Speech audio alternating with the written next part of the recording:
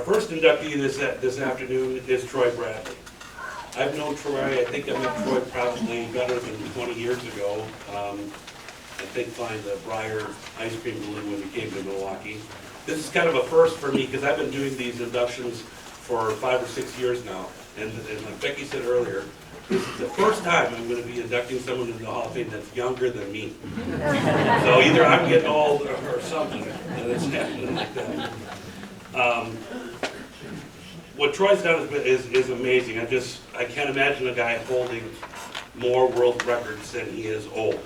He's got more than 53 world records, and has just done an amazing job. And who better to introduce a man like Troy than his lovely bride? It's just amazing what this couple has been able to do together. Tammy grew up in Albuquerque, obviously home of the largest balloon event in the world, and has never ever remembered a time in her life when balloons weren't part of it. Her parents got her into ballooning when they bought their first balloon in 1988 to promote their business.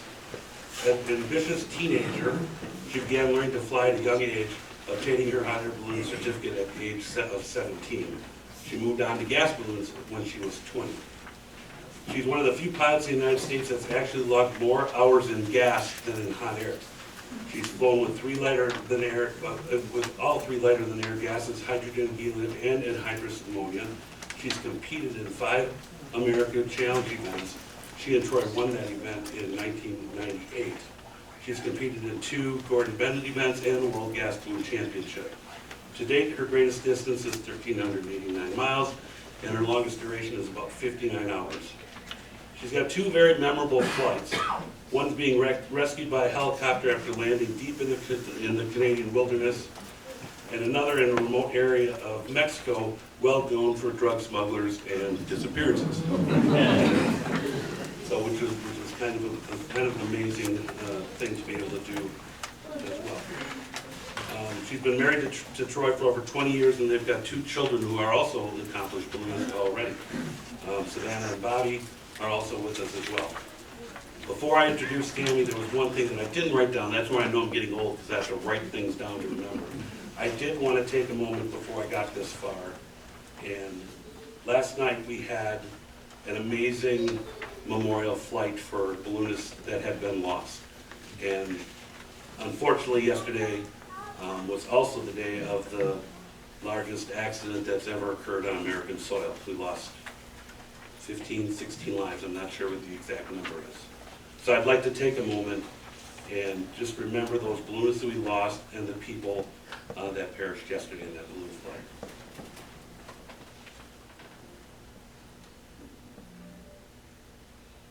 Thank you. Sorry for my mess up there, but now, this is Tammy Bradley.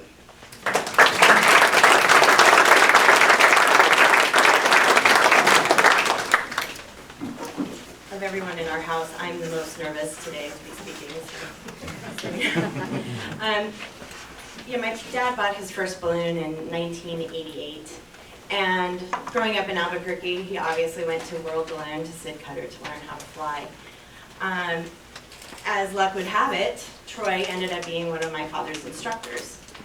I don't ever remember a time where, I don't remember meeting Troy, I just remember suddenly he was there all the time. He was the son my father never had, and suddenly they were scheming and planning things and going on adventures, and my father told me, you know, this is the balloon guy.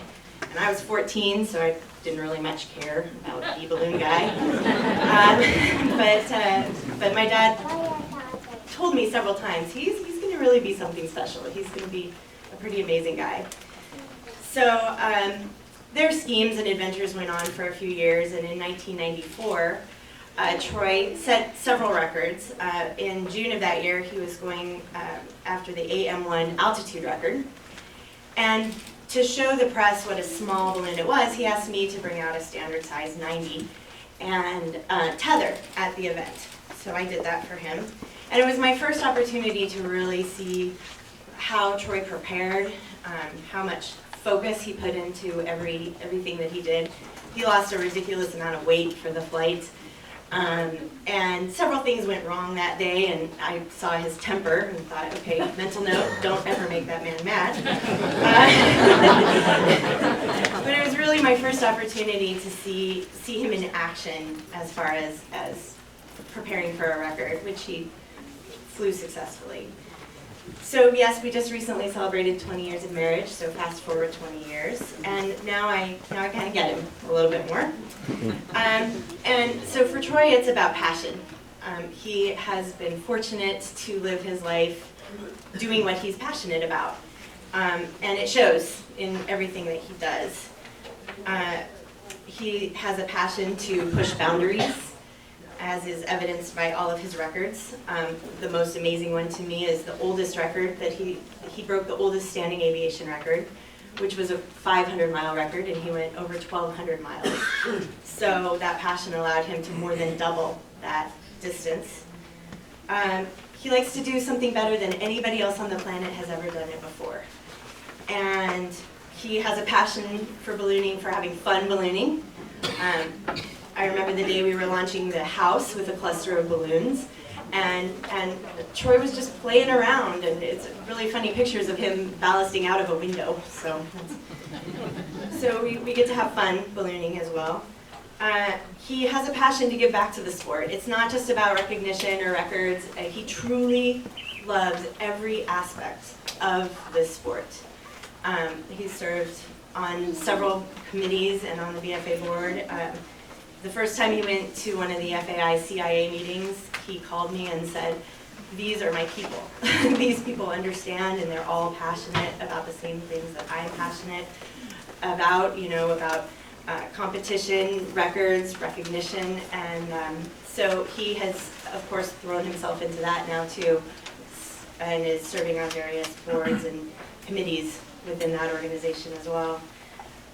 He also, because of his passion for the sport, wants to pay homage to the people that came before and a lot of the people who are on this wall. So that leads him to do things like the flight we did a few years ago over Pikes Peak, because he wanted to pay homage to his grandfather, Jim Dutro, who got him into the sport. And the Pacific actually began as a flight to pay homage to those that did it before. And it also reignites it in our imagination. So he creates a passion in the rest of us as well. So his passion for the sport of ballooning has led to his successes.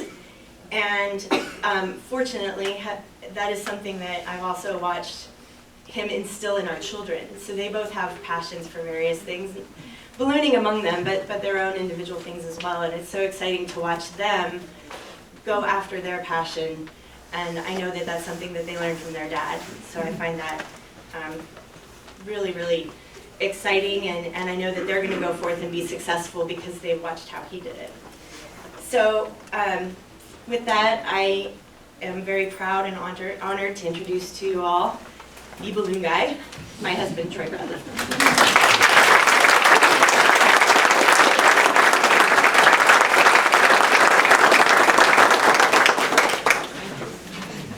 Thank you very much. She was nervous. I think she did good. Thank you. I've sat where you're all sitting now, and I've watched this ceremony from that side. I was president of the BFA and honored to be able to present people like Dewey with this. And so I'm dumbfounded to be on this side of it now. You know, as a child, I never aspired to be doing this. I just wanted to fly balloons. When I was a child, there was none of this. Like Marlene had said, you know, so many people have come together to put this building here, and to Becky and her entire staff for housing the Hall of Fame and all of this collection that we have is absolutely phenomenal. And so thank you so much to everybody at the museum and the selection.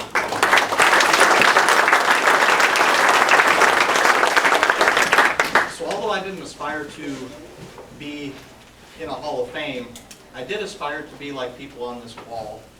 And I looked at it, and with the three of us being inducted this year, there's only 32 people so far at this point. And of those 32, I can say that I have 2/3 of them I knew quite well, and I could call friends. And the people that inspired me to do what I've done are like Dr. Bill Bussey here with what I consider one of the greatest records ever set in AX6 that he took such a long distance. I'm sure he'll tell you about it. Remarkable. It's one of the most remarkable records. Mr. Sparks here, and what he did with the Rosiers as an early pioneer in trying the Atlantic. You can't imagine, those flights when nobody knew if you could actually do this, that he put himself out there not knowing if it was even possible. Bill Murtaugh, I was the scrawny little kid at the Fiesta tent trading pins in his place. Bruce Comstock, I always admired, and he had always been very helpful in anything I had done, and gave me a lot of guidance on some of the records. And we spend a lot of time talking now, and he came to Albuquerque to speak once and said he only came because he really wanted to meet Bobby and Savannah, that he wanted to find out about the next generation and what they were doing. Ed Yost, I was at his 85th birthday with a handful of people, which I was greatly honored by. Chauncey Dunn sold my grandparents their first balloon. So a lot of these people I have ties to, and I'm just so honored to be on the same wall as them. But there are two up here that probably mean more than anything. And one is present today, which is Dewey. And coming from Colorado, I grew up around Dewey and Jeannie, and they were like a second set of grandparents to me. I mean, they were always taking us in. You'd hear the stories. He's a great storyteller. He had wonderful adventures, and those are the kind of things that would bring me to wanting to go and do this as well. And I was fortunate in 1986 to fly my very first Gordon Bennett with Dewey. And what was surprising is that I had qualified as the pilot in command, and I asked Dewey if he would go and fly with me. But as soon as we got to Austria, I said, Dewey, this isn't right. You should be the pilot in command. He said, well, I don't hear so well anymore, and so you need to be my ears, and I don't see so well, so you'll need to be my eyes, but we'll get through this. And Dewey and I had one of the most remarkable flights that I've ever had in my entire life. We took out of Seefeld, Austria, and we had a different plan than everybody else did, and we were going to keep low through the valley and try to head up towards West Germany. And everyone else went high and made a turn to the right to get towards Yugoslavia. And Dewey and I were doing this through the Alps with all these cables and everything at night. And so it was my 7th gas balloon flight, definitely one of my most memorable. We didn't win the race because as we got up into West Germany, we had the right idea. We could have gone further than anybody else, but we started to get a little turn towards East Germany. And back then you didn't really want to fly a balloon across either way, probably. Not a good idea. The other person that's up here, and he was the second inductee, is Sid Cutter. And Sid, unfortunately, is no longer with us, but Sid took me under his wing when I was a real young kid. I came from Colorado. He didn't know me from anybody else. I met him here at the Nationals, actually. And he took a chance on me, and he hired me when I was 19 years old to come and fly for him. And at that time, Sid and World Balloon was the place to be, and so I was just thrilled to be part of that. And Sid had, he had a lot of faith in me, and probably the one that most demonstrated that was right after I started working for him. I'm a week into the job. The biggest thing I've ever flown before I came down there was a 105, and the very first day he puts me into a 140 with Bill Bird to get a checkout ride. And that was the only checkout ride I ever did with Sid for anything. So I flew the 140, did fine. We took off from the old Sims field, came back, boxed, and landed back at the field. So a week later, all the other pilots are out of town, and Sid and I are going down to do a tour group. Well, he also had a 210, an old Raven 210, not even, so big cattle car, no partition, no nothing. And so on the way down, Sid said, well, which balloon do you want to fly today, the 140 or the 210? And I said, well, I probably should just fly the 140 because that's all I've flown once. And he said, no, I want to fly that one today. He said, you take the 210. He said, just burn more.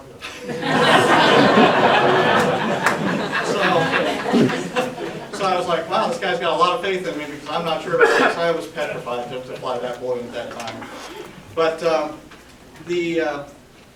the people here and to be part of this is just so amazing. And they're part of the story, but there's so many others that have crossed my path and have helped me on my way to where I've been. And none is more important than family. Without them, none of this would have been happening. And to start with is probably my grandparents. They got involved in ballooning in the mid-70s, and they were sold right away on this idea of flight and how much fun it was, and they took me under their wing, and they took me to all these rallies and races around the country, and I was just enthralled by the whole thing. And my grandfather, he went by the Gold Baron. He was one of those old characters in ballooning that liked to wear the helmet and the scarf and all this, and my grandmother was his first mate. And they did tremendous things with balloons, but more than anything, they were just good people that wanted to involve everybody in it, and to bring me into it and to drag me around with them on what could be just their vacation to go fly at an event. I'm forever grateful. But my grandfather was one of the early pilots that really liked to push the limits too. He was one of the early ones over the Sandia Mountains, over Pikes Peak. Dewey and I were talking yesterday at breakfast, and he's like, I remember one flight that your grandfather threw you in. He was the only one to fly that day, which he often was. He said he threw you in, and I wasn't sure you were going to come back, because this looked like a pretty dangerous flight to be flying that fast across the eastern part of Colorado. But he instilled in me that sense of adventure and how to do something by thinking about it and how to do it properly. So I'm forever grateful to both of my grandparents. And my mother, who is here, and my stepfather, Maury, he's back here. They always supported me in everything. My mom is the only person on this earth that was actually there for both my transatlantic launch and my Pacific launch. So she's been there, she's supported me. She hasn't always been crazy about it, I know. I know I've given her a lot of gray hairs, and probably not so much on either of the Pacific or the Atlantic flights, because we spent a lot of time. She was very comfortable with all that. But I remember one flight, and it was actually the one my wife was talking about, beating the AA3 distance record. And I was launching out of Amarillo, out of Tradewinds Airport, and I ended up landing past Pittsburgh. But we didn't have anything, according to the meteorologist, that were any bailout options. It was a windy night that I took off. I'm in a very low balloon. The basket's out there in the front as you walk in, and the load ring's getting deformed because the wind and is going so strong. And she comes up to me and she says, "Are you sure this is a good night for ballooning?" I said, "It is not, but it is a very good night for record breaking." So she said, "All right, then I guess you're good to go." But through all of this, my immediate family, my wife and my kids, they've sacrificed so much. Everything that they've done for me, it's been a financial burden. I know it's been a time taken away from what I spend doing with them, and it's also been an emotional burden for them. I know that, and I know that they've gone through so much, and I'm so thankful that they've done it. There's a picture of my daughter as I'm taking off on the Pacific, looking up at the balloon, and she's looking a little cautious, and she said that she was grabbing onto her necklace, which was like her good luck charm. And now that I look at that picture, I see the stress. It's like, will Dad come back? Will he make this? But they always believed in me, and they always thought that I could do it, and so I'm so thankful to them that without them I couldn't have done all of this, so thank you. My wife, when she was talking about the flight in Mexico, or we had landed in Mexico, and it was a nasty place, and I didn't know this until after we got back to Albuquerque, that it was known for drug running and for disappearances and all this. And my wife's fluent Spanish, so we had a guy that had a truck that said the phone is in town, which is about 5 miles away. Come with me and you can make a phone call. So I said, well, you speak Spanish, you go with him. And when we get back to Albuquerque, she goes, you were setting me off with like drug dealers and killers. I said, well, you know how much this balloon cost? Somebody had to stay with it. So, and she said when we first got married, she goes, I know the order of things in Troy's life. It's ballooning first, I'm second. And that is not the case.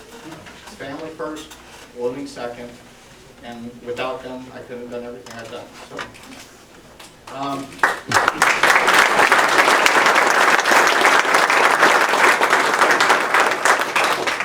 and just in the closing on this, what I do on any of the records that I do, and I think anybody can apply it to their lives in any way, it's real simple. I ask 3 simple questions on a record that I'm going after, on the record that's current. What did they do right? They obviously did something right. They hold the record. What did they do wrong? Because they had to have done something wrong, because there's got to be some nugget of misinformation, miscalculation, just oversight that they had on their part. How can I improve upon that slightly? And then what can I do better? And if you take that and you apply it to anything in life, I think you can reach any goal you want. Muhammad Ali had said, impossible is not a fact, it's an opinion. And I don't believe anything's impossible. I believe if you put your mind to it, you can set out and you can do whatever you want to do. And so I hope that encourages others to do the same. So, thank you.